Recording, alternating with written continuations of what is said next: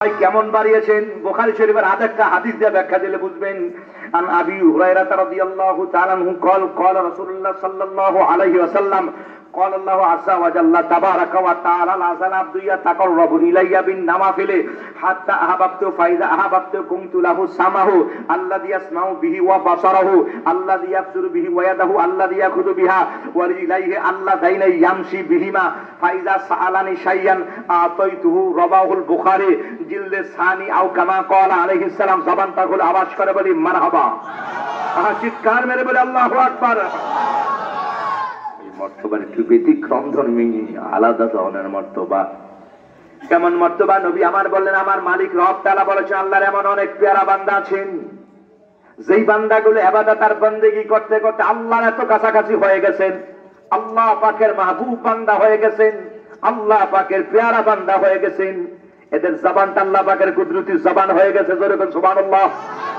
এদের হাতটা আল্লাহ পাকের কুদরতি হাত হয়ে গেছে, এদের চোখটা আল্লাহ পাকের কুদরতি চোখ হয়ে গেছে। এখানে বসলে 4 মাইল বড় 8 মাইল বড় বাংলার এক প্রান্ত থেকে আরেক প্রান্ত দেখবার পায়, সুবহানাল্লাহ।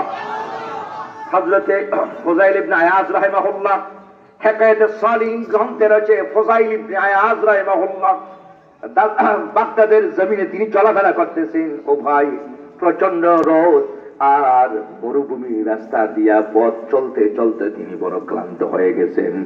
মাকামটা কেমন, সুবহানাল্লাহ। তো প্রচন্ড রোদের কারণে পানির বড় পিপাসা লেগে গেল, কোথাও কোনো পানি নাই, পানির বড় প্রচন্ড তৃষ্ণা লেগে গেছে। কোন জায়গায় গেলে পানি পাওয়া যায়? দূর থেকে নজর করে দেখে সামনে বাগান দেখা যায়, গাছগাছালি দেখা যায়। তিনি মনে মনে ভাবতেছেন, ওই জায়গায় গেলে মনে হয় কোনো মানুষ থাকবে, আর মানুষ থাকলে ওই জায়গায় পানি পান করার ব্যবস্থা হয়তো থাকবে, সুবহানাল্লাহ। এই পথ ভেবে ভেবে তিনি পথ চলতেছেন। হযরতে ফুযাইল রাদিয়াল্লাহু আনহু পথ চলতে চলতে তিনি যখন এই বাগানের কাছাকাছি পৌঁছে গেলেন, আর নজর করে দেখে বাগানের ছোট্ট কুড়ে ঘর আছে, তালপাতার সালপাতা দিয়া, খেজুর গাছের পাতা দিয়া চতুর্দিকে বাউন্ডারি দেওয়া আছে। হযরতে ফুযাইল রাহমাতুল্লাহি আলাইহি তিনি দাঁড়িয়ে বলতেছেন, কেউ কি আছেন? ও ভাই, ছোট্ট একটা অল্প বয়সী মেয়ে বাড়ি থেকে বের হয়। হযরতে ফুযাইল রাহমাতুল্লাহি আলাইহি মেয়েটিকে দেখে বললেন, মা কাছে আসো, একটা গ্লাস পানি কি আমাকে পান করাতে পারো? এবার মেয়েটি ওনার দিকে তাকায়, মাথা থেকে পা পর্যন্ত সমস্ত বডির দিকে তাকায় উনি অবাক চিত্ত নয়নে তাকিয়ে আছেন। মেয়েটি এইভাবে তাকিয়ে আছেন। উনি বললেন, কি ব্যাপার মা, তুমি কিছু দেখতেছো মনে হয়?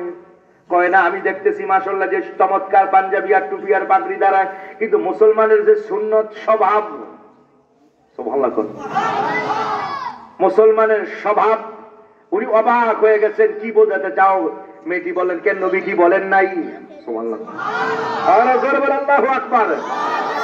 এবার মেয়েটি হাদিস শুনে যায়। ভাইরা আমার, আন আলী রাদিয়াল্লাহু তাআলা আনহু قال قال رسول الله صلى الله عليه وسلم للمؤمن على المؤمن ست خصال يعود اذا مرض ويشهد اذا مات ويجيب اذا دعا ويشمت اذا عطس ويمسح اذا غاب او شهد ويسلم عليه اذا عرفت ومن لم تعرف رواه البخاري او كما قال عليه السلام। জবানটা খুলে আওয়াজ করে বলি আল্লাহু আকবার।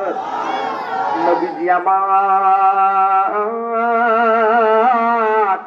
সহিহ হাদিস শরীফে বলেছেন, এক মুসলমানের উপরে আরেক মুসলমানের হক হলো, তুমি দেখলে সালাম দিয়া দাও, কেন আর না ছিল, দূর থেকে মনে করেছে একজন মুসলমান মানুষ।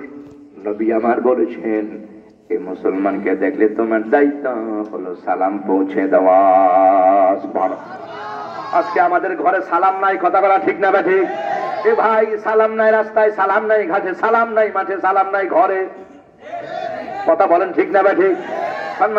নবী আমার বলেছেন, না না, সালাম দিয়ে দিও, সালাম দিয়ে দিও, শান্তি বর্ষিত হবে, হৃদয়ে প্রশান্তি আসবে, অহংকার দূরীভূত হয়ে যাবে, হিংসাও চলে যাবে, আর দোয়া আল্লাহর পক্ষ থেকে শান্তিও নাজিল হয়ে যাবে। এই জন্য ভাই আমার, সালাম দিবেন, সালাম দিবেন, বড়দেরকে সালাম দিবেন। নবী আমার বলেছেন, মাল্লাম ইয়ারহাম সাগীরানা ওয়ালাম ইউআক্কির কাবীরানা ফালাইসা মিন্না। বড়দেরকে যে সম্মান দেয় না, শ্রদ্ধা দেখালো না, ছোটদেরকে যে স্নেহ মায়া মমতা ভালোবাসা দিল না, নবী আমার বলেছেন সে আমার দলভুক্ত নয়, সে আমার উম্মত নয়। এই জন্য ভাইরা সালাম দিবেন, শান্তি নাজিল হবে। ঘরে প্রবেশ করবেন, নবী পাক বলেছেন ঘরে যখন যাইবা সালামটা দিয়া ঘরে প্রবেশ করে, এটা আমার নবীর সুন্নাত। যেরকম সুবহানাল্লাহ।